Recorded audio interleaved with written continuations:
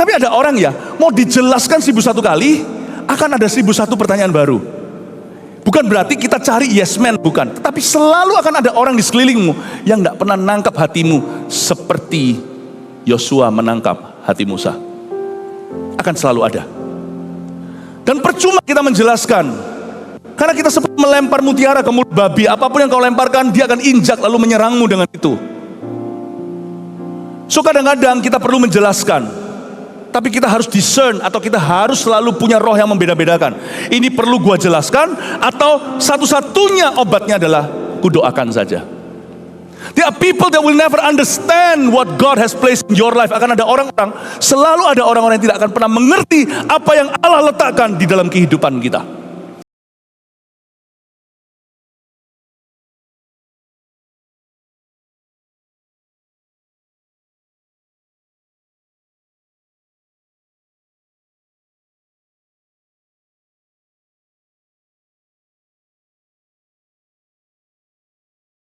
Hadirat-Mu Tuhan, Roh Kudus, Engkau yang berkuasa. Sembunyikan kami, hamba-hamba-Mu yang melayani di depan manusia, di balik salib Tuhan Yesus.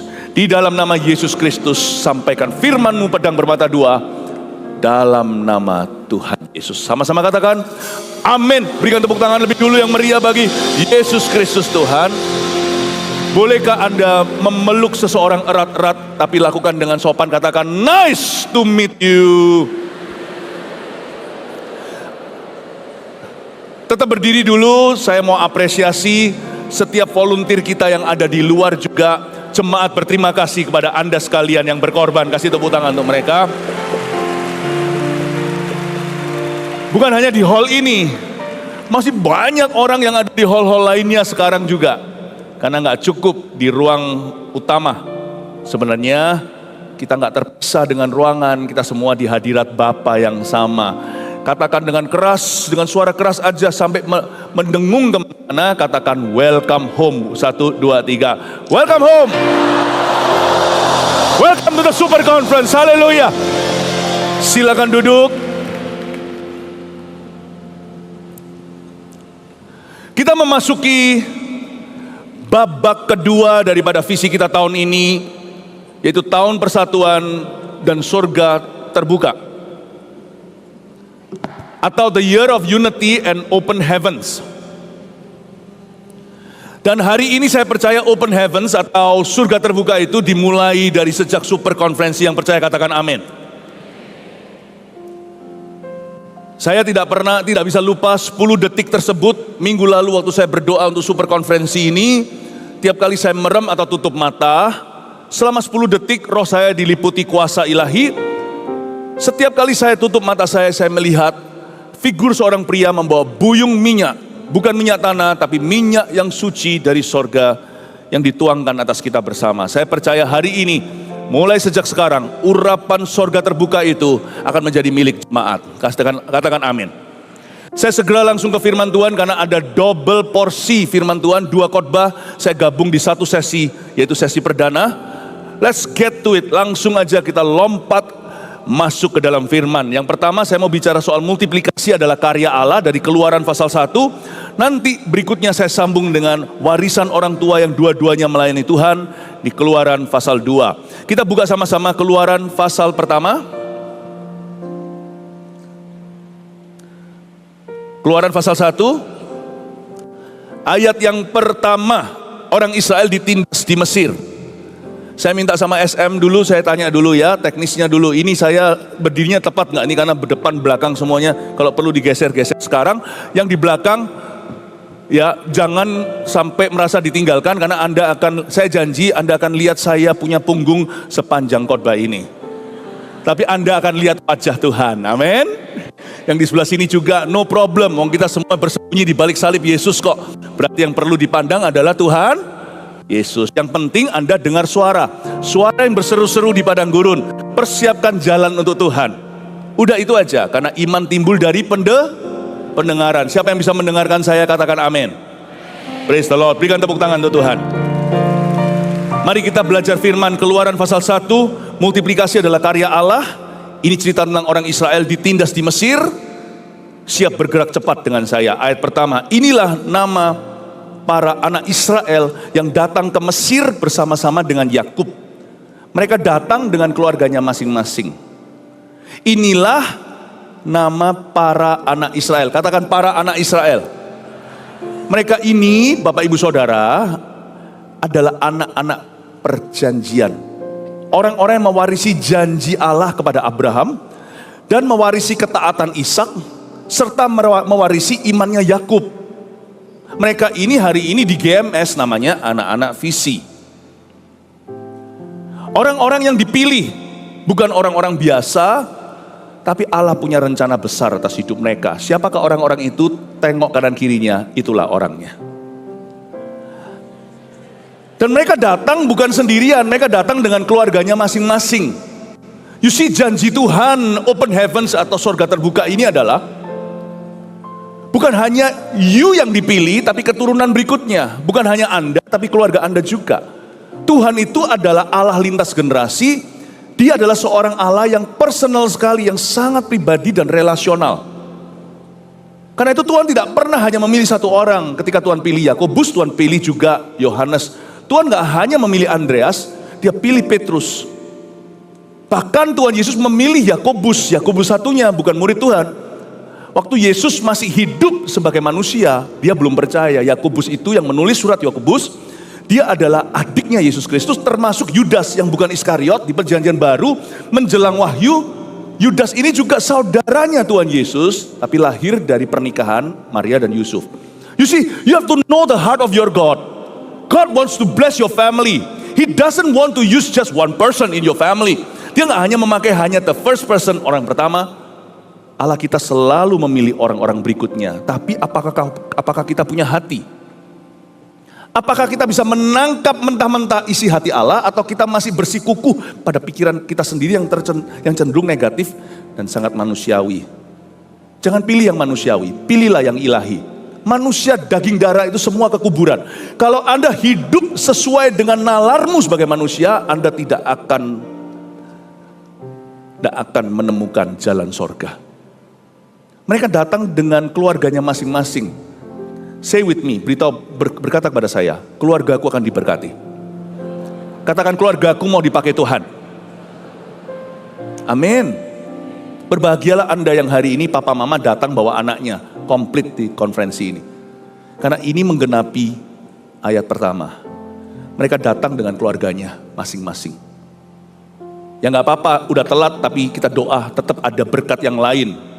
Karena memang ada orang yang gak bisa datang. Jemaat kita hari ini 130.000 orang murid itu yang terlibat terlibat aktif di dalam visi. Segitu, tapi nggak bisa semuanya tentunya karena banyak juga yang berhalangan. But saya merasa seperti sayang sekali kalau ada anak-anak yang ketinggalan. Karena yang kayak begini nggak bisa terulang. Kemarin saya ditanya, Pastor, waktu kita lagi rehearsal, kapan kita adakan super conference lagi? Saya bilang, Tuhan nggak suruh, bahasa Jakarta campur Jawa, gua nggak melaku. Kayak gini-gini itu bukan sesuatu yang reguler kita adakan. Dan kayak gini itu seperti angin. Anda tidak bisa berkata, ayo hembus lagi. Lewat. Ayo cepat panggil anaknya, suruh datang ke sini. Masih ada hari kedua. Mereka datang dengan keluarganya masing-masing. You see, Tuhan mau menarik putra-putrimu, keluargamu, anggota keluarga yang lain, bahkan yang belum percaya, masuk dalam perjanjian Abraham, Ishak dan Yakub. Kita lihat ayat 2. Ruben, Simeon, Lewi, dan Yehuda, Isakar, Sebulon, dan Benyamin, dan serta Naftali, Gad, dan Asyer. Seluruh keturunan yang diperoleh Yakub, perhatikan, berjumlah hanya, saya tambahi, 70 jiwa. Katakan 70 jiwa. Not many, right? Tidak banyak kan?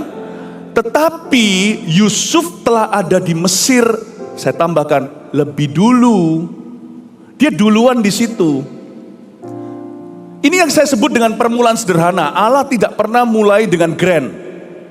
Yesus itu adalah juru selamat Mesias yang masuk di atas keledai beban. Yesus itu lahir di palungan. Tuhan tuh nggak tahu kenapa ya sang alfa ini nggak alfa banget gitu loh, alfa male. Dia selalu mulainya itu simple. Saya nggak tahu kenapa dia memilih begitu, tapi Tuhan itu selalu omega. Yang saya maksudkan omega ini bukan minyak ikan ya. Ini yang awal dan yang akhir. Tuhan itu selalu kalau mengawali sesuatu dengan manusia itu selalu sederhana. Dia yang berfirman dalam Alkitabnya, setialah kau dalam perkara kecil, maka Tuhan akan memberimu perkara besar. Never undermine a humble beginning. Jangan pernah remehkan permulaan yang simple. Karena itu ada Tuhannya di sana. Kalau Anda pure, kalau Anda murni hati. Kalau kita memulainya dengan passion atau gairah untuk mencintai Tuhan dan sesama, that's where God will begin with you. In your business, dalam bisnis Anda, di dalam rumah tangga Anda, in your spiritual walk, atau di dalam perjalanan rohani. Judulnya jangan lupa benang merahnya, multiplikasi adalah karya Allah. Kalau saya bilang multiplikasi, jangan asosiasinya hanya ke CG doang. Lebih dari itu, CG iya, itu manifestasi dalam ministry, dalam pemuritan. Tapi saya mau menyampaikan pesan Tuhan ini, multiplikasi itu adalah karya Allah, maksudnya ini DNA-nya GMS. Sebenarnya loh ya, bukan hanya gereja kita. Gereja yang mau nurut akan bertumbuh. Ini adalah DNA-nya gereja Kristen in the New Testament. Ini adalah DNA-nya orang Kristen di Perjanjian Baru. This speaks about your life, your spirit. Ini bicara tentang semangatmu, rohmu. Ini bicara tentang bagaimana Anda run your business, bagaimana Anda menjalankan bisnis kepercayaan atau karirmu. Bagaimana Anda mendidik anak Anda. Udahlah, gini-gini aja, atau kita berkata, maju, Papa akan bantu. That will determine, ini akan menentukan cara Anda parenting. Ini akan menentukan cara Anda pacaran. Yang muda-mudi di sini yang belum pacaran, angkat tangan. Oh puji Tuhan, jangan tergesa-gesa. Yang terburu-buru mana nanti putus tengah jalan. Ya, yang sabar dulu nanti. Biasanya itu nanti yang akan dapat. Gini, nanti kalau memuji-muji Tuhan, kayak tadi gitu, let your fire fall on us, maju aja. Gak usah takut tiba-tiba keringatan, jadi jelek, jadi bau. Justru yang bau, yang jelek, yang keringatan gara-gara memuji Tuhan itu yang gak berjodoh nanti. Amin. Ini akan menentukan cara Anda menjalani kehidupan. Multiplikasi ini bukan soal pembelahan sel grup saja. Itu salah satu. Saya mau kita mengerti bahwa inilah DNA-nya anak-anak Yakub. Mereka berjumlah berapa tadi? 70 jiwa. Mulainya kecil ya, permulaan sederhana. Ya kira-kira segitu sajalah gereja satelitnya. Tetapi Yusuf telah ada di Mesir. Begini ya, sekalipun kita memulai dengan perkara sederhana, tapi kita nggak bisa otomatis besar. Dibutuhkan visi yang besar untuk kita menjadi besar. Apapun itu, pekerjaanmu, masa depanmu, dibutuhkan visi. Makanya di Yeremia 33 nggak usah dibuka, ini spontan aja kepikiran. Berserulah kepadaku, cry out to me, and I will show you great things that you do not know. Aku akan menunjukkan kepadamu, menyatakan kepadamu, mewahyukan kepadamu perkara-perkara besar yang belum kau tahu. Harus ada haus lapar, katakan haus dan lapar. Harus ada visi yang besar, katakan visi yang besar. Terapkan itu atas hidupmu, atas dirimu, visi yang besar atas hidup Anda. Karena kita punya Allah yang besar, kita mau punya iman yang kecil, itu terserah kita. Our faith, iman kita harus terus mengikuti size-nya Allah. Aku punya Tuhan yang besar, yang telah berjanji, kan sanggup menggenapi firman-Mu. Imanku bersepakat, percaya padanya, ku terima sekarang kemenangan darimu. Terngiang di telinga saya berkali-kali Yesus berkata, terjadilah sesuai dengan imanmu. Kepada para wanita yang di zaman Yesus, mereka tidak dianggap sebagai citizen number one atau warga negara kelas 1, mereka selalu dinomor 2-kan. Tapi karena mereka imannya besar, Tuhan bypass peraturan society atau masyarakat. Dia berkata, terjadilah sesuai dengan imanmu ibu. Hai perempuan, kau telah sembuh. Bahkan orang non-Israel yang belum waktu pun dibypass sama Tuhan. Dia berkata, iman seperti ini gak ada di kalangan Israel. Dia memuji seorang perwira Itali. Seorang wanita Syro-Fenisia yang sudah dianjing-anjingkan berkata, gua makan remah, terjadilah. You see, how do you have faith?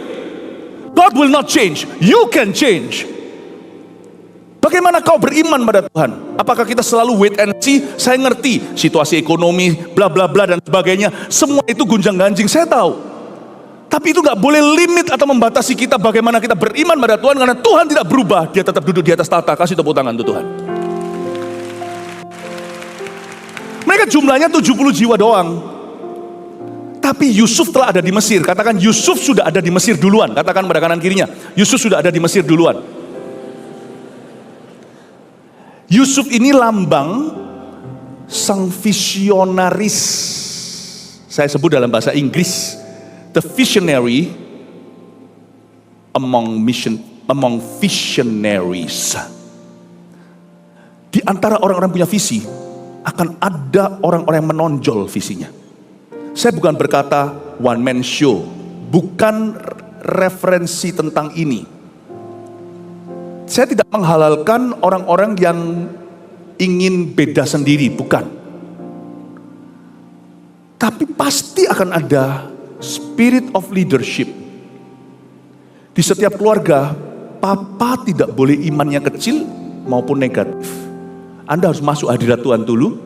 Kalau enggak, guru kencing berdiri, murid kencing berlari, papa kurang beriman, anak ateis, cucu antikris. Seorang ibu pengaruhnya besar dalam kehidupan anak-anaknya, apalagi terhadap suaminya. Anda harus masuk hadirat Allah. Anda harus dapat dulu mana. Kalau enggak nanti orang lain minta sama Anda suatu kekuatan, orang lain berharap memperoleh suatu jawaban. Anda kalau enggak menerima mana dari sorga, nanti jawabanmu pada mereka, Anda tidak bisa menuntun mereka kepada Tuhan. Mereka berjumlah 70 jiwa, tapi Yusuf telah ada di Mesir. Selalu ada orang yang visinya lebih jauh. Seorang CG leader harus visinya lebih jauh. Kalau Anda punya 10 member atau 10 murid, mereka punya iman digabung jadi 10, jadi satu, belum bisa melampaui imanmu. Kalau enggak, jangan mimpin 10. Kalau Anda memimpin 10, imanmu tidak lebih dari mereka gabungan, apalagi iman kita goyah. Kita yang justru butuh dikuatkan oleh member kita, atau kita butuh pengakuan atau pujian dari mereka, jangan mimpin. Yusuf lebih dulu di Mesir, sementara kakak-kakaknya masih di sana. Just because someone is older, seseorang lebih tua, atau dia duluan yang Kristen dan melayani, doesn't mean, tidak berarti bahwa imannya akan lebih dari imanmu.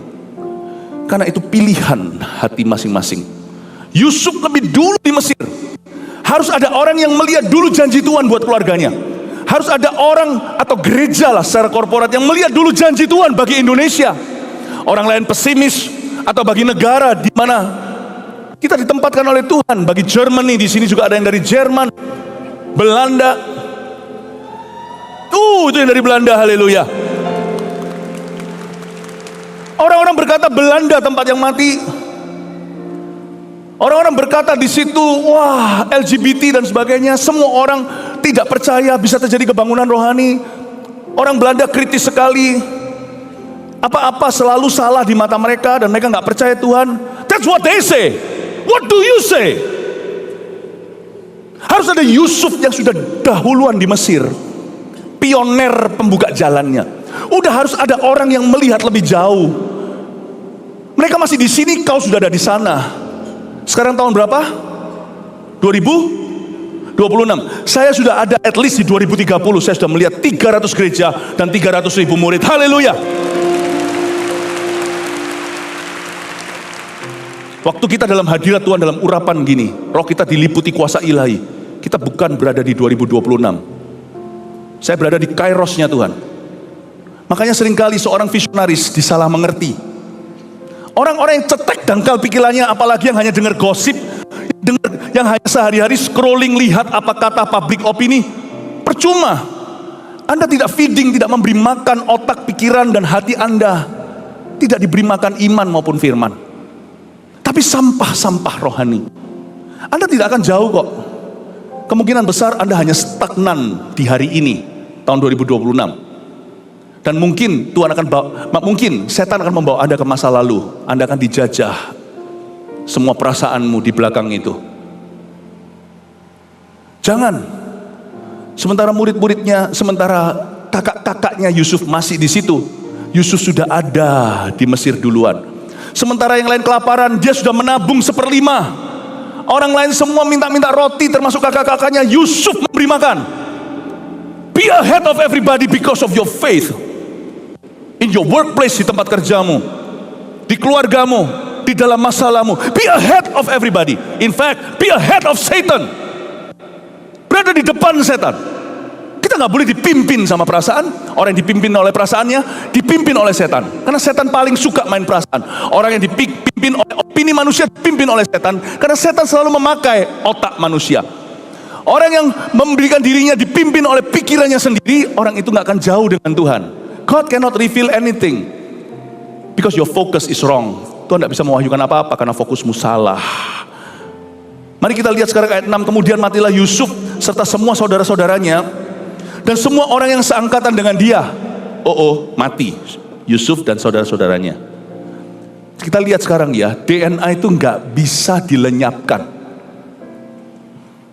Nggak bisa dilenyapkan. Meskipun kita bicara bahasanya lain. Misalnya saya kasih contoh nih. Saya keturunan Tionghoa. Atas semuanya nenek moyang saya dari China. Tapi sekarang mungkin kita nggak berbicara bahasa Mandarin. Kita berpikir orang Indonesia, kita memang orang Indonesia. Makannya pun makanan Indo, makanan Indonesia. Suka sambal, suka pecel. Ada yang dari Madiun? Ya, karedok. Tetapi nggak bisa dibuang DNA-nya. Mata saya cuma segini. Lahir memang sudah begitu. DNA tidak bisa kau hapus. Tahukah satu DNA gereja kita nggak bisa dihapus, sekalipun semua yang dilihat di sini, kalau Tuhan belum datang kita semua mati. Satu hal yang nggak bisa dihapus adalah iman kita, dan DNA multiplikasi tidak bisa dihapuskan. Kita lihat ayat yang ke-7. Orang-orang Israel beranak cucu dan tak terbilang jumlahnya. Mereka bertambah banyak dan dengan dahsyat berlipat ganda, sehingga negeri itu dipenuhi mereka. Yusuf mati, kakak-kakaknya meninggal. Orang Israel beranak cucu terus, tak terbilang jumlahnya. They died leaving a revival behind. We will die leaving a revival behind. Kalau bisa, inilah kebangunan rohani yang menyongsong Yesus di awan-awan. Kalau nggak bisa, kita akan meninggalkan kebangunan rohani saat kita pergi. Amin. Orang Israel beranak cucu tak terbilang jumlahnya. Anak cucu di sini mereka melahirkan jiwa baru, tapi jiwa lama tetap tidak berlalu. Buktinya mereka bertambah banyak, berarti mereka tidak pernah berkurang, atau paling tidak mereka hanya berkurang saat pemurnian, tapi mereka tidak berkurang karena ditinggalkan Tuhan. Tak terbilang jumlahnya. Pemimpin-pemimpin baru bermunculan setelah Yusuf mati. Setelah kakak-kakaknya mangkat, mereka bertambah banyak dan dengan dahsyat berlipat ganda. Katakan dahsyat berlipat ganda. Dahsyat berlipat ganda itu bukan growth atau bertumbuh. Ini adalah abnormal growth atau pertumbuhan yang tidak normal. Kalau itu adalah tumor, hati-hati. Pertumbuhan tidak normal, cepat cek di dokter, jangan takut. Karena penanganan dini selalu lebih baik. Tapi kalau ini adalah kerajaan Allah, pertumbuhan yang tidak normal itu namanya pertumbuhan supranatural. Itu bukan lagi namanya pertumbuhan, itu namanya multiplikasi. Kemudian bangkitlah seorang raja baru. Lihat ayat 8 ya. Selalu setan punya pantangan. Setan itu selalu akan memberikan suatu rintangan. Kemudian bangkitlah seorang raja baru, memerintah tanah Mesir. Bukan Firaun yang dulu, yang tahu jasa Yusuf, yang tidak mengenal Yusuf. Hati-hati dengan spirit yang tidak mengenal bapak-bapak rohanimu. Ada roh yang menentang Yusuf, spirit yang tidak kenal. Just because seseorang itu tahu bukan berarti dia kenal. Ada banyak orang-orang yang tidak pernah mengenal Tuhan sekalipun di antara umat Tuhan. Ada banyak orang tidak pernah mengenal, tidak pernah, meskipun mereka itu selalu ada di dekat kita, tapi ada orang-orang yang tetap tidak pernah mengenal kita. Sedangkan anak Abraham, anak Ishak, anak Yakub, anak visi, anak perjanjian akan mengenal hati bapaknya. Ada perkara-perkara yang nggak bisa diajar, harus ditangkap basah-basah. Bahasa Inggrisnya, there are things in the kingdom of God that cannot be taught. They could only be caught. If you don't catch it, then this song is for you. If you don't know me by now, you will never know me. Itu lagu sekuler ya. Semoga nggak masalah ini nanti dengan royalty, dengan copyright. If you don't know me by now, Tuhan seperti mau berkata pada kita, Abraham, Ishak, Yakub kalau bisa angkat bicara. If you don't know us by now, kalau kamu tidak tahu kami sampai sekarang, kamu tidak akan pernah mengenal kami. There are things, ada hal-hal tertentu yang tidak bisa diajar, harus dilempar. Ada perkara-perkara yang kita tidak bisa pelajari, harus kita tangkap dengan iman. Harus ada iman. Saya ngerti hikmat itu perlu. But if you don't have faith, you will never have faith. Pertanyaan orang itu, dari pertanyaannya kan kelihatan iman orang itu seberapa. Bukannya kita diajari untuk menghakimi, bukan. Tapi ada orang ya, mau dijelaskan 1001 kali, akan ada 1001 pertanyaan baru. Bukan berarti kita cari yes man, bukan. Tetapi selalu akan ada orang di sekelilingmu yang tidak pernah nangkap hatimu seperti Yosua menangkap hati Musa. Akan selalu ada. Dan percuma kita menjelaskan, karena kita seperti melempar mutiara ke mulut babi. Apapun yang kau lemparkan, dia akan injak lalu menyerangmu dengan itu. So kadang-kadang kita perlu menjelaskan, tapi kita harus discern, atau kita harus selalu punya roh yang membeda-bedakan. Ini perlu gua jelaskan, atau satu-satunya obatnya adalah kudoakan saja. There are people that will never understand what God has placed in your life. Akan ada orang-orang, selalu ada orang-orang yang tidak akan pernah mengerti apa yang Allah letakkan di dalam kehidupan kita. Jangan benci mereka, but don't wait for them. Jangan benci mereka, tapi jangan kau tunggu mereka. Jangan bergantung. Doakan, biar mereka menunggumu sampai kau berbuah. Mungkin nanti mereka berkata, aku ikut, then welcome home. Jangan pernah tolak orang. Yesus berkata, tidak ada orang yang datang kepadaku, aku tolak. Never, always open arms. But do not let your faith be reduced, be halted. Jangan biarkan imanmu dihentikan. Karena akan ada orang-orang yang berkata kepada Yesus, kau jangan naik ke kayu salib. Peter did not understand, yet he tried to evangelize Jesus. Dia nggak ngerti, tapi dia coba untuk injili Yesus. Bayangin, ada orang yang berani injili Yesus. Gak gini injilnya, injil harus ditulis gini menurut saya. Kamu jangan naik ke kayu salib. Yesus bawa dia ke pinggir supaya nggak jadi pusat perhatian. Tuhan itu penuh dengan kasih sayang, tapi Tuhan itu tegas. The kind of love Jesus showed that day, kasih yang Tuhan tunjukkan hari itu adalah kasih yang tough. Dia taruh di pinggir, dia berkata, enyah kau setan. Jangan lakukan itu pada sesamamu. Hanya Yesus yang punya hak. Tapi ketahuilah bahwa setan bisa bekerja melalui pikiran manusia. Ada roh yang tidak mengenal Yusuf. Kita lihat roh itu seperti apa. Kita lihat ayat 9. Berkatalah raja itu kepada rakyatnya, bangsa Israel itu sangat banyak dan lebih besar jumlahnya daripada kita. Mulai ada worry.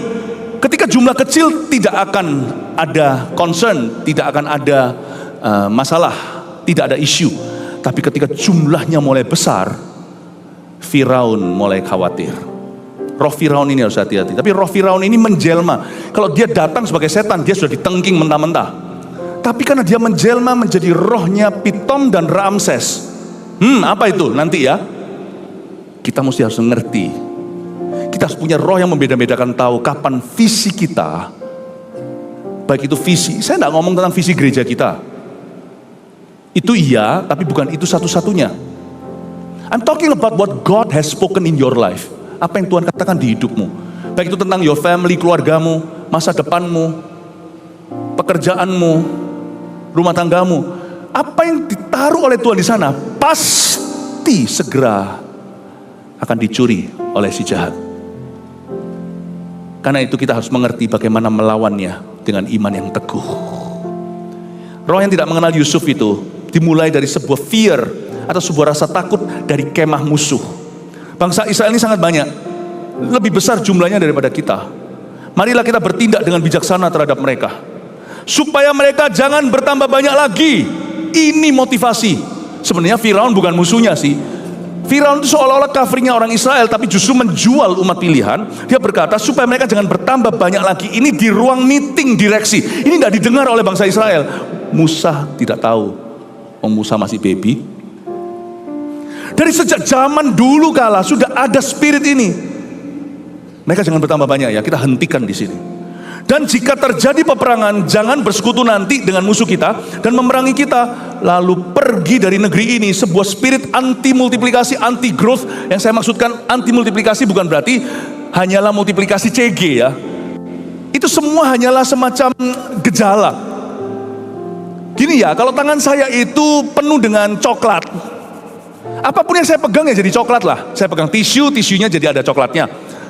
Ya, saya pegang tas, tasnya ada coklatnya. Saya pegang baju mama kalau bajunya putih apalagi ada coklatnya. Hitam pun kelihatan ada coklatnya. Apapun yang saya pegang. Jadi sebenarnya gejala itu nggak seberapa. Tapi orang kalau memang hatinya itu tidak mau maju, apapun yang dia pegang, dimanapun dia ditempatkan, dia pasti menolak perubahan. Dia pasti menolak pertumbuhan. Jangankan pertumbuhan yang abnormal, pertumbuhan yang normal pun kagak. Saya mau kita lihat ya bahwa Firaun bisa menjelma di dalam spirit yang lain. Nah yang ini kita harus, karena spirit ini kedengarannya baik. Tuhan tidak panggil kita untuk jadi orang baik. Kebaikan akan muncul sendiri kalau kita ikut Yesus. Kalau kita penuh Roh Kudus, itu buah soalnya kebaikan itu, kebaikan kemurahan. Tuhan panggil kita untuk jadi orang benar. Sekalipun orang kedengarannya baik, kalau dia nggak benar, roh kita akan merasakan. Dan kita bisa menguji dengan firman bahwa ternyata tidak ada kebenaran. Orang bisa kelihatan baik. Kita harus menguji setiap roh. Benar tidak tentu baik di mata manusia, at least today. Apalagi kalau Yusuf sudah di Mesir dulu, nggak tentu saudara-saudaranya akan mengerti. So don't worry, don't wait. Jangan tunggu sampai semua orang approve. Jangan tunggu sampai semua orang buat senang. Kita nggak bisa senangkan semua orang. Kalau Tuhan sudah taruh dalam hatimu, Tuhan pasti akan memberimu. Hai Sadrak, Tuhan akan memberimu Mesak dan Abednego. Hai Daniel, pasti ada Sadrak, Mesak, Abednego yang akan selalu menyertaimu. Tuhan tidak pernah membiarkan Anda sendirian. Tuhan pasti memberi peneguhan, konfirmasi. Tetapi kita harus memilih, kita harus tahu yang mana dari Tuhan, yang mana bukan. Setiap senjata ditempa melawanmu bukan dari aku. Setiap senjata ditempa melawanmu, Yesaya 54, akan menjadi peluru keberhasilanmu. Justru panah-panah itu nggak nyancep ke dada Anda, diambil justru jadi panah buat busurmu. Setiap orang yang melawanmu akan rebah di hadapanmu.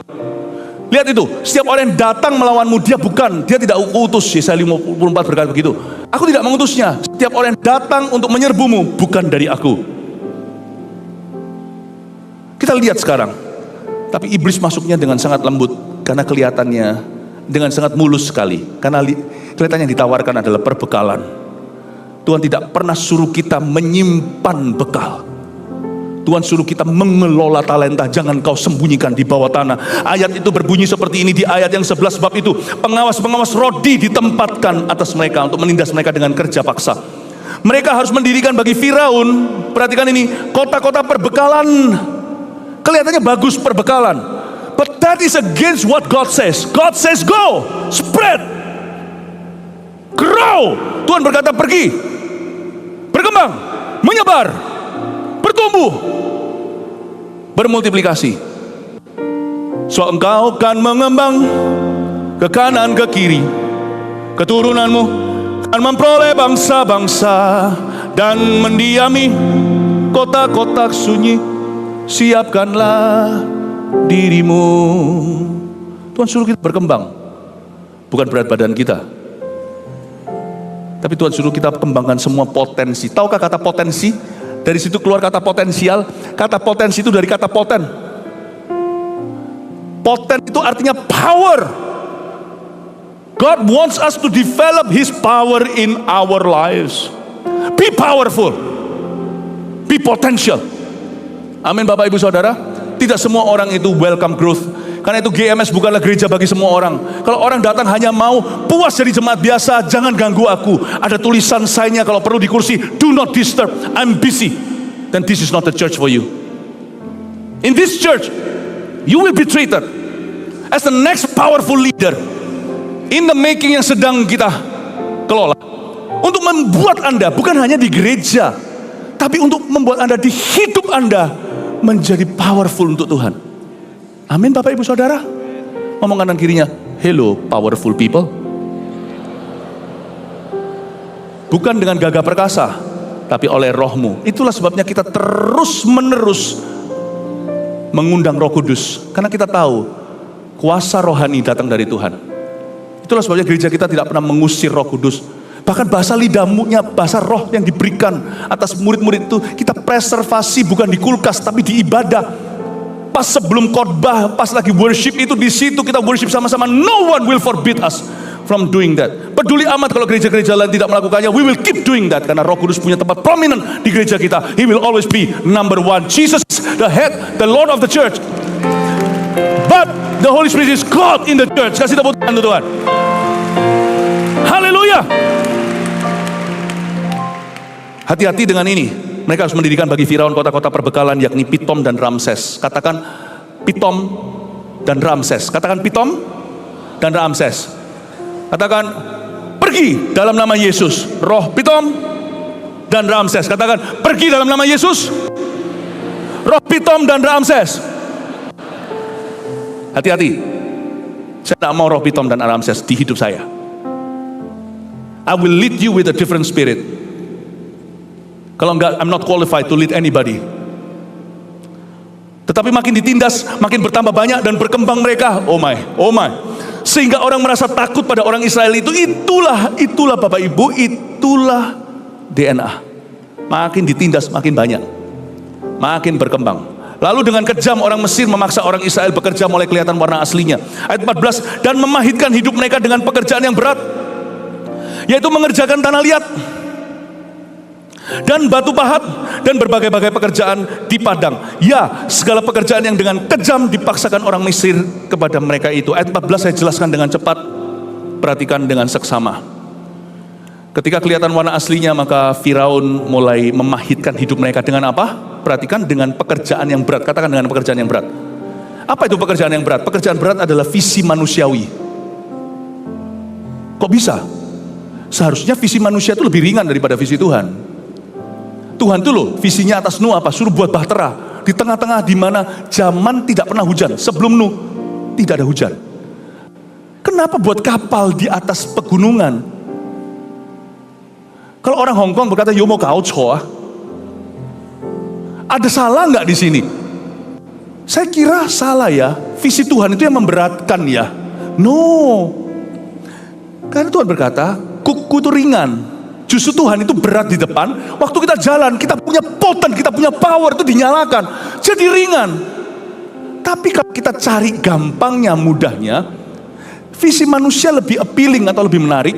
Ringan di depan, ujungnya itu slavery atau perbudakan.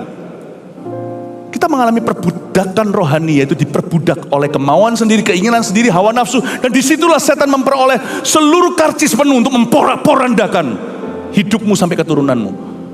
Let me tell you something. Pekerjaan yang berat itulah spiritual slavery. Humanisme. I think kalau gereja kita mau ringan ya di depan, kita jadi gini aja lah. Udah gereja besar udahlah. Ngapain sih 1000 gereja itu cari masalah? Saya pernah tanya sama Tuhan, kenapa kita merintis gereja? Karena ada semua gereja memberitakan Injil. Wah, ini cari musuh nanti kalau orang-orang nggak ngerti. Kenapa 1 juta murid? Kita mencapai di size ini, kalau kita mau bicara tentang mega church, kita sudah. Saya tidak mau bangun mega church. Kita bangun discipleship, jadikan seluruh bangsa muridku. Sebelum Tuhan berkata seluruh bangsa sudah, jangan kau berani sekali-kali berhenti. Pekerjaan yang berat, yaitu mengerjakan apa? Katakan mengerjakan tanah liat. Mengerjakan tanah liat inilah yang namanya human agenda atau agenda manusia. Tanah liat, debu tanah. Coba kalau kita nggak mandi 3 hari, mulai kelihatan kan tanah liatnya? Atau dengan saya balik ya, permainan kata, mulai kelihatan kan tanahnya? Coba ngomong sama orang kanan kirinya, mandi lo ya, supaya nggak kelihatan tanah liatnya. Agenda manusia. Dan bukan hanya itu, batu bata. Katakan batu bata. Saya melihat di pik sini, daerah sini rumah-rumah banyak sekali yang dari batu bata. Cantik, memang bagus. Saya sih suka, saya dan istri saya suka. Tetapi batu bata di sini kurang bagus artinya. Batu bata di sini artinya human projects, proyek-proyek manusia. Saya ngomong sama para pemimpin di sini soal gereja kita, soal tentang gereja kita, saya bilang orang tuanya yaitu kita Mother Church GMS Surabaya Barat di rooftop itu nggak apa-apa, kita ngontrak tapi keren. Habis kontraknya nanti saya umur 70. Habis itu up to you. Saya nggak mau cari-cari lagi, habis itu urusanmu. Tapi anak-anaknya biar dapat semua, Makassar dapat, Malang dapat, GMS Malang dapat, GMS Makassar. Gak apa-apa, papa mamanya ngontrak, tapi keren. Tetapi yang penting anak-anaknya semua bergedung dengan izin semua yang sah, supaya bisa beribadah sampai Tuhan datang, karena setiap gereja yang buka, sumur yang tidak akan berhenti mengalir sampai Tuhan datang kembali. Kelola gereja dengan benar, kelola hidupmu dengan benar. God's power potent be with you. Mengerjakan tanah liat, lalu dikatakan di sini, dan segala pekerjaan dengan kejam dipaksakan orang Mesir kepada mereka itu. This is the works of the devil. Kok bisa pekerjaan kejam itu dipaksa oleh orang Mesir seolah pekerjaan setan? Bapak ibu saudara perhatikan bahwa yang namanya setan itu tidak pernah muncul sebagai setan. Setan itu selalu muncul sebagai pikiran manusia. Tadi cerita tentang Petrus. Petrus itu kan ngomong sama Yesus itu kan baik. Janganlah Tuhan sakit loh di kayu salib. Ngapain kau buat pusing begini buat hidupmu? Kenapa cari masalah? Dia berkata, enyah. Tuhan tidak berkata, kamu punya pikiran setan. Tidak. Petrus bukan satanis, tapi lebih bahaya. Saya mending hadapi seorang satanis. Tapi Petrus berkedok Kristen dan kerohanian. Dia ngomongnya demi Tuhan. Itu sama seperti seorang nabi tua itu loh. Yang menyesatkan seorang nabi muda pakai nama Tuhan. Tuhan juga bicara sama aku, makan dulu, cek dulu. Tuhan udah bilang sama yang muda, jangan berhenti. Hati-hati dengan orang yang mengatasnamakan. Dan Petrus tegur sama Tuhan, enyah kau, karena engkau punya pikiran manusia. Perhatikan itu, because you think about the thoughts of men. Segala pekerjaan yang dengan kejam dipaksakan orang Mesir itu adalah pikiran manusia.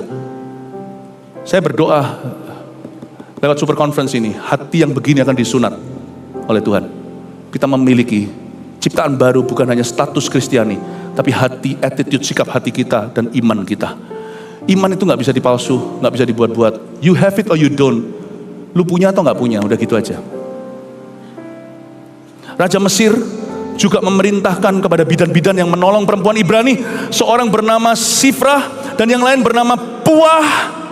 Katanya, saya suka, katakan Sifrah, katakan Puah. Ngomong sama orang kanannya, halo Sifrah, yang kiri, halo Puah. Ini yang bagus. Mereka adalah bidan-bidan yang menolong perempuan Ibrani bersalin. Apabila kamu menolong perempuan Ibrani pada waktu bersalin, kamu harus memperhatikan. Waktu anak itu lahir ya, dikasih pesan sama Firaun, sama roh yang menentang Yusuf, the spirit of Pitom dan Ramses clash dengan the spirit of Sifra dan Puah. The spirit of Sifra dan Puah tiada lain tiada bukan adalah the Holy Spirit, the Spirit of God. Kamu perhatikan ya, waktu anak itu lahir ya, kalau anak itu laki kamu harus bunuh. Tapi jika anak perempuan bolehlah ia hidup. Saya akan jelaskan secara profetik ayat ini. Ini bukan diskriminasi terhadap perempuan, karena zaman itu mereka pilih-pilih. Zaman sekarang pun keluarga yang tradisional yang masih kolot pun masih prefer laki dari perempuan. Keluarga kami enggak, kami sama-sama percaya laki perempuan adalah karunia tersendiri dari Tuhan. Tapi ayat ini artinya begini, kalau kamu lihat anak Ibrani itu laki, bunuh. Kalau perempuan, biarin. Setan gak pernah masalah kok. Sekali lagi ya, disclaimer, saya nyebut ini secara profetik atau signifikannya secara rohani. Tidak ada perbedaan laki perempuan, kaya miskin, Yahudi Yunani, dalam Kristus kita semua ciptaan baru. Katakan amin. Kalau yang lahir pengikut, monggo silahkan, biarkan. Kalau yang lahir pemimpin, apalagi mengandung visi, apalagi inherit atau mewarisi visinya, janji Tuhan atas Abraham, ketaatannya Ishak dan imannya Yakub, kill on the spot, bunuh di tempat. If you give birth to leaders, I'm gonna kill you. I'm gonna kill your disciples, I'm gonna kill you. Tapi kalau kalian cuma mau ramenya bersama-sama, gak apa-apa. Bahkan setan pun akan merestui. Jangan sampai kita menjadi gereja yang direstui sama setan. Kalau perlu setan ikut bertepuk tangan di dalam ibadah kita. Karena kita memang memuji Tuhan, tapi kita tidak beriman. Kita hanya memuji, Tuhan. Tapi kita tidak pernah mengundang Tuhan sungguh bekerja. Karena kita nggak ready dengan perubahan. Kalau Tuhan bekerja, kita akan koyak. Kau akan mengembang ke kanan ke kiri. Tuhan tidak mengembangkan bisnismu. Tuhan tidak mengembangkan karirmu. Tuhan tidak mengembangkan ministrimu. Kalau kita undang Tuhan, kita yang dikembangkan. Kau akan mengembang ke kanan ke kiri. Kita yang koyak. Setan tidak takut. Kalau kita hanya bisa memuji. Setan baru takut. Ketika kita mulai mengundang. Roh Sifra dan Puah luar biasa. Tapi bidan-bidan itu takut akan Allah, ayat 17, dan tidak melakukan seperti yang dikatakan Raja Mesir kepada mereka, dan membiarkan bayi-bayi itu hidup. Sifra dan Puah diam-diam biarkan yang cowok pun bayi-bayi itu hidup semua. Lalu Raja Mesir memanggil bidan-bidan itu dan bertanya kepada mereka, mengapa kamu berbuat demikian, membiarkan hidup bayi-bayi itu? Dimarahi. Jawab bidan-bidan itu kepada Firaun. Perhatikan ya jawabannya, dia tidak berbohong, karena faktanya juga begitu. Dia berhikmat dalam menjawab seorang pejabat. Sebab perempuan Ibrani tidak sama dengan perempuan Mesir, Baginda, melainkan mereka kuat. Katakan kami kuat, katakan kita kuat. Melainkan mereka kuat. Sebelum bidan datang, mereka telah bersalin. Inilah DNA-nya gereja perjanjian baru semestinya. Inilah DNA-nya GMS. Amin Bapak Ibu Saudara. Ini adalah DNA-mu. Mereka kuat. And they are very anointed and strengthened to give birth. I don't raise puppies. I don't raise kittens. We don't raise cats. We raise lions. Jangan heran, not everybody can follow you. Kalau itu adalah prinsipmu. Tuhan tidak berkata, jadikan semua mereka pengikutku. Murid, do you know what it takes to be a real disciple? Kita tidak membesarkan kucing. Bahkan kita tidak membesarkan kucing besar. Kita besarkan singa. Tapi bidan-bidan itu takut akan Allah. Kita lihat sekarang ayat 19. Jawab bidan-bidan itu kepada Firaun, sebab perempuan Ibrani tidak sama dengan perempuan Mesir, melainkan mereka kuat. Sebelum bidan datang, mereka telah bersalin. Ayat 20. Maka Allah berbuat baik kepada bidan-bidan itu. Bertambah banyaklah bangsa itu dan sangat berlipat ganda. Dan karena bidan-bidan itu takut akan Allah, maka ia membuat mereka berumah tangga. Dapat jodohnya, dikasih anak banyak-banyak. Catat ini. Tiba-tiba muncul di dalam roh saya. Nanti saya lupa. Saya ngomong dalam bahasa Inggrisnya dulu, karena barusan lewat. Tentang Sifra dan Puah. Ngomong dulu gini. Roh Kudus atas Sifra dan Puah, katakan. Roh Kudus atas Sifra dan Puah. You're welcome in my life. Katakan, selamat datang di sini. Kasih tepuk tangan untuk Roh Kudus yang ada di tengah-tengah kita. Listen ya, cerita tentang Sifra dan Puah. Allah berbuat baik kepada mereka karena bidan-bidan itu membiarkan hidup bayi-bayi laki-laki Ibrani. The blessing you allow in God's house, He will allow in your family. Berkat yang kau izinkan di dalam rumah Tuhan, akan Tuhan izinkan dalam keluargamu. Berkat yang kau izinkan dan kau undang di dalam rumah Allah, tidak kau halangi, akan menjadi berkat bagi keluarga Anda. Tepuk tangan Tuhan. Wih, ternyata panjang ya. Perlu waktu sampai ke sini. Lalu Firaun memberi perintah kepada seluruh rakyatnya, lemparkanlah segala anak laki-laki yang lahir bagi orang Ibrani ke dalam sungai Nil. Tetapi segala anak perempuan biarkanlah hidup. Saya sebut ayat 22. Suddenly all hell breaks loose. Tiba-tiba seperti seluruh neraka lepas kandang lawan Sifra dan Puah dan orang-orang Ibrani itu. I don't mind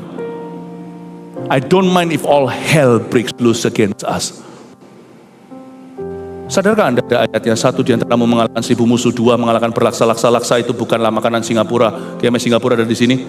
Laksa katong, hautse, tapi laksa katong, oh hautse. Tapi ini bukan laksa itu. Laksa itu artinya berpuluh-puluh ribu. I don't care if all hell breaks loose.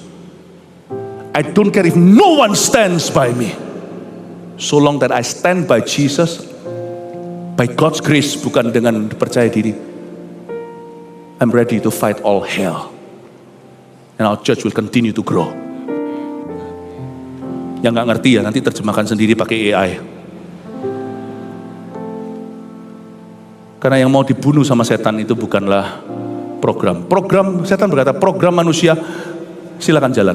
Tapi kalau mereka mulai bicara tentang pertumbuhan, multiplikasi, bicara tentang semua potensi mereka muncul dan dikenapi, Firaun tidak akan tanggung. Dia serbu dengan seluruh tentaranya. Saya mending diserbu seluruh neraka daripada ditinggal oleh Tuhan yang ada di surga. Stand strong GMS, sebab kau akan mengembang ke kanan ke kiri.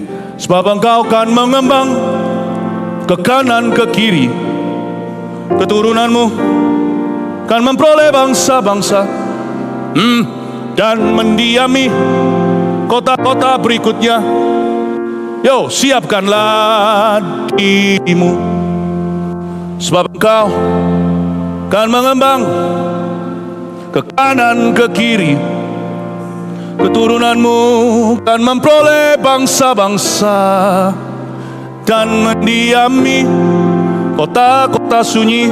Siapkanlah dirimu. Saya hanya sisa waktu 14 menit untuk menyampaikan yang kedua. Tuhan hentikan matahari di atas saya. Berdiri sebentar yuk, kita istirahat sebelum khotbah yang kedua. Sebisa mungkin saya selesaikan. Ya, katakan kanan kirinya, bernubuatlah. Katakan, sebab engkau akan mengembang. Ini lagu harus nyanyikan kepada orang lain. Kemana? Bukan badannya ya, hidupnya. Keturunanmu akan memperoleh bangsa-bangsa dan mendiami kota-kota sunyi. Siapkanlah dirimu. Sekarang katakan pakai ganti kata kamu dan aku. Sebab aku akan berkembang, berbuat pada dirimu sendiri, ke kanan ke kiri. Terus keturunanku akan memperoleh bangsa-bangsa dan mendiami kota-kota sunyi. Kusiapkan diriku lagi. Sebab aku akan mengembang. Come on guys, ke kanan, berbuat pada diri sendiri. Keturunanku akan memperoleh bangsa-bangsa dan mendiami kota-kota sunyi. Siapkan diriku. Kasih tepuk tangan yang meriah Tuhan Yesus. Haleluya. Silakan duduk 12 menit. Apa yang bisa saya sampaikan? Warisan orang tua yang dua-duanya melayani Tuhan, Keluaran pasal 2. Seorang laki-laki dari keluarga Lewi kawin dengan seorang perempuan Lewi. Wow, ini bukan double disaster, ini double anointing. Karena mereka bukan hanya orang-orang Kristen biasa di perjanjian baru hari ini misalnya, mereka dua-dua dedikasi melayani. Siapakah baby yang akan dilahirkan mereka? Saya kasih bocoran, yaitu baby Musa. Musa lahir dari 2 believing parents, 2 praying parents, 2 keluarga imam. Ini berarti luar biasa. Saya nggak punya banyak waktu, jadi sisa waktu yang saya tidak bisa sampaikan, apalagi soal parenting tips. Cara saya dan istri saya mendidik anak-anak kami, Vanessa, Jeremy, Warren. Saya akan save semua info itu, tidak dalam khotbah untuk hemat waktu. Setiap orang cara mendidik anak pasti beda, tapi kita bisa saling menginspirasi, saling menghembusi firman Tuhan. Saya minta Anda nanti baca aja.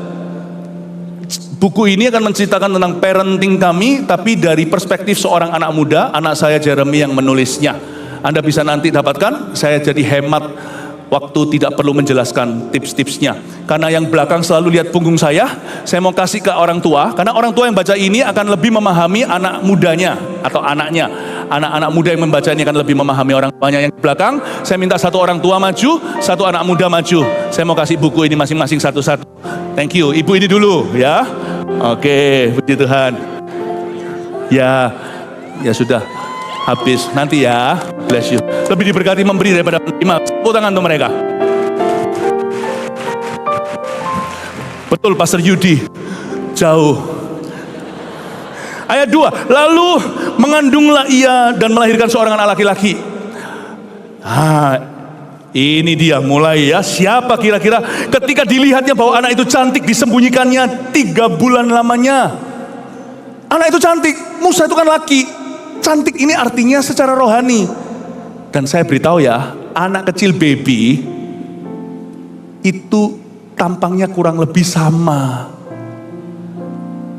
Ya, seorang dokter anak almarhum seorang sahabat saya, Prof. Erwin pernah berkata, semua anak yang lahir itu semua mirip, semua keriput-keriput. Jadi kok bisa disebut anak itu cantik? Apa mungkin karena anaknya sendiri? Bukan. Papa mamanya Lewi, katakan. Karena papa mamanya Lewi. Karena papa mamanya berdoa. Ini mata iman saudara. Menembus pandang bayi yang keriput, yang gak jelas, bahkan belum bisa melihat. Ini iman papa mamanya. Warisan apa yang bisa diberikan pada anak-anak kita kalau kita dua-dua sama-sama takut akan Tuhan? Dan kalau Anda single parent, Anda harus utuh imannya, justru double porsi. Your faith, imanmu akan mengantar anak itu ke dalam destiny-nya Tuhan. Your prayer, doamu. Kita lihat sekarang ayat 3. Nggak hanya itu, tapi di sini ada bahtera, di sini ada basket papirus, di sini ada peti pandan, di sini ada masuk faktor berikutnya, yaitu rumah yang bisa mengakomodasi bayi itu. Masuklah gereja. Tetapi ia tidak dapat menyembunyikannya lebih lama lagi. Orang tua itu terbatas sekali. Sebab itu diambilnya sebuah peti pandan. Katakan peti pandan. Dipakalnya dengan gala-gala dan ter. Katakan gala-gala dan ter. Diletakkannya bayi itu di dalamnya dan ditaruhnya peti itu di tengah-tengah teberau di tepi sungai Nil. Peti pandan, katakan peti pandan. Peti pandan dalam bahasa Ibrani-nya adalah tevah. T-E-V-A-H.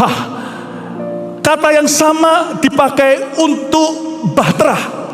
Padahal yang satunya itu hanya basket keranjang kecil atau seperti keranjang buah lah. Satunya itu kapal besar. Tapi pakai kata yang sama. Tevah, peti pandan. Bukan hanya dua-dua Lewi. Dua-dua tumbuh di bait suci. Ini bukan bicara hanya kehadiran gereja, tapi papa mama dan anak gereja yang sama. Tevah. Dan dibangun pakai ter. Ter itu adalah waterproof pitch yang pakai bahan yang dipakai untuk aspal. Itu waterproof, air nggak bisa merembes masuk. Anak itu bukan masuk angin. Kalau umur segitu 3 bulan bisa mati. This family go to the same church. Kalau hari ini arti signifikansinya di perjanjian baru dunia modern, they grow in the same church under the same vision.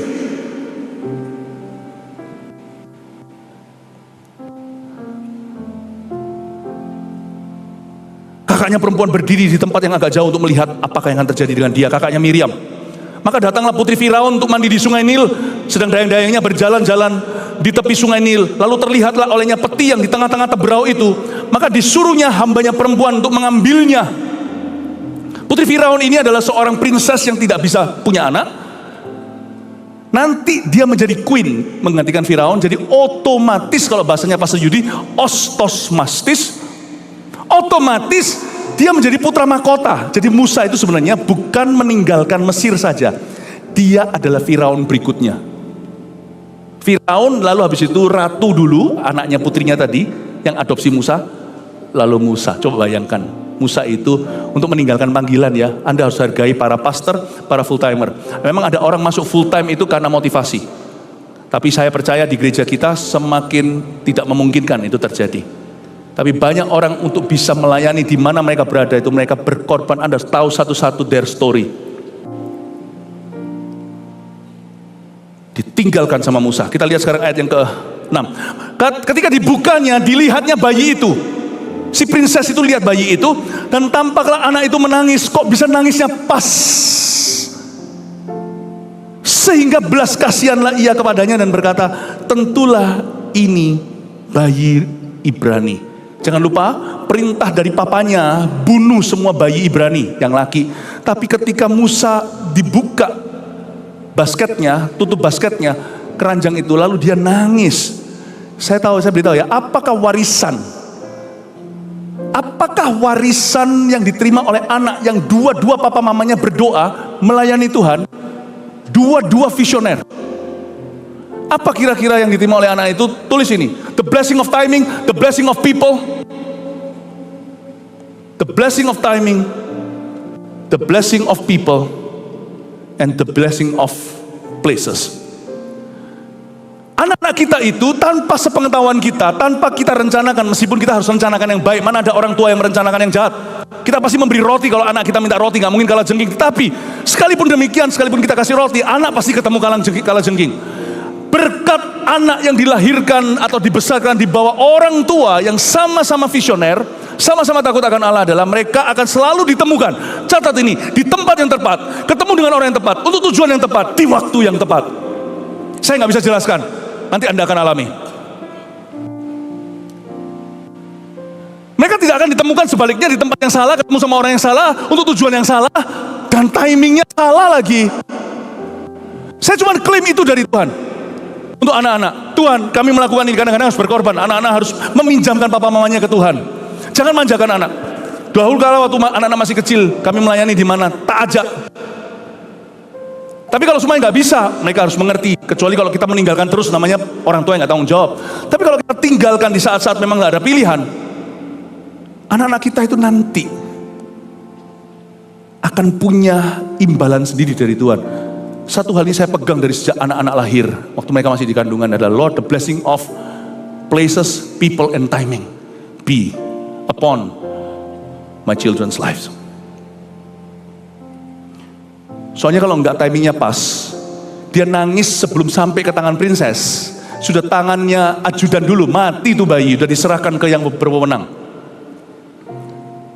Enggak hanya timingnya tepat, juga tempatnya bisa ngambang persis di daerah tempat Firaun anaknya itu, putrinya itu mandi. Coba kalau dia pergi ke sebelah sana, kita tahu sungai Nil itu banyak buayanya. Kalau tempatnya nggak pas, berabe dia. Waktunya nggak pas, berabe dia. Kalau orang yang nangkep itu nggak pas, celaka. Musa dari awal bukan punya hoki. Musa dari awal punya janji. Lewi, masih ingat ayat 1 tadi yang kita baca dari khotbah pertama? Anak perjanjian. Lalu bertanyalah kakak anak itu kepada putri Firaun. Miriam berkata, akan kupanggilkah bagi tuan putri seorang inang penyusu dan perempuan Ibrani untuk menyusukan bayi itu bagi tuan putri? Saya kasih jempolan, saya kasih tepuk tangan untuk sang Cece, untuk sang Cici, untuk sang Bayu. Ketika dia lihat begitu, dia peka. Miriam ini sangat-sangat luar biasa. Jarang kita khotbahkan bagian ini. Ketika dia lihat itu, dia step out. Miriam juga anaknya double Lewi. Dia lihat itu, dia langsung step out. Dia tinggal step out. Semua sudah diatur Tuhan, tepat waktu, tepat tempat, tepat orang. Dia tinggal step out, tinggal melangkah keluar dengan iman. Dia dapat. Anak kita itu nanti struggle-nya nggak seberapa. Mereka akan punya salib untuk mereka pikul sendiri. Mereka akan punya nanti peperangan rohani tersendiri. Mereka harus hadapi naga, karena kita sudah bunuh naganya. Mereka akan hadapi ular beludak. Silakan, itu urusan mereka. Tapi satu hal, anak kita tidak akan struggle. Ketika kita berada di visi ini, anak kita jadi anak janji. Mereka bukan disebut sebagai anak kita saja, mereka disebut anak Yakub.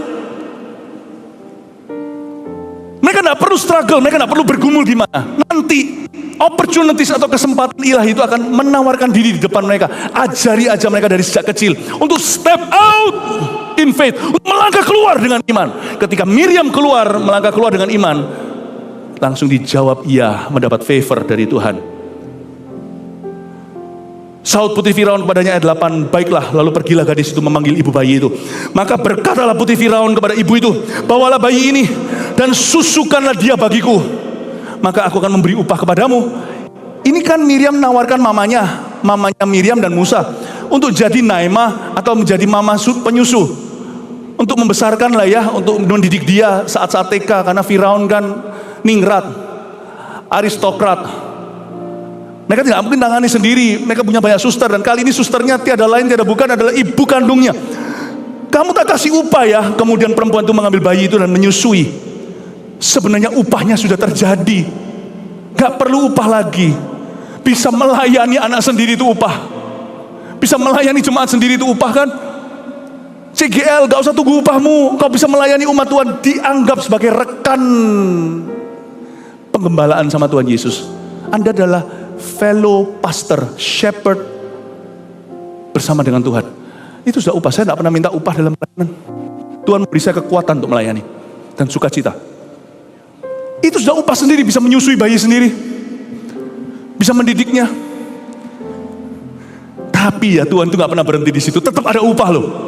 Saya yakin tiap bulan tetap anak Firaun ini kasih dia salary, kasih dia facility, tetap dapat upah. Tuhan itu loh, gak perlu adanya upah di sorga. Wong kenal Tuhan aja sudah upah. Kita nih jadi neraka, nama kita tertulis dalam kitab kehidupan aja itu sudah upah. Udah cukup ganteng. Ganteng itu sungguh-sungguh sudah adalah the most handsome reward. Tapi Tuhan tetap berkata, masuklah dalam upah Bapakku, sukacita Bapakku. Upahmu besar di sorga. Tuhan itu memberi kita imbalan yang gak layak. Kita ini orang yang berutang selama-lamanya. Kita kerja rodi pada Tuhan aja harus kamsyah, harus matur nuwun, harus terima kasih.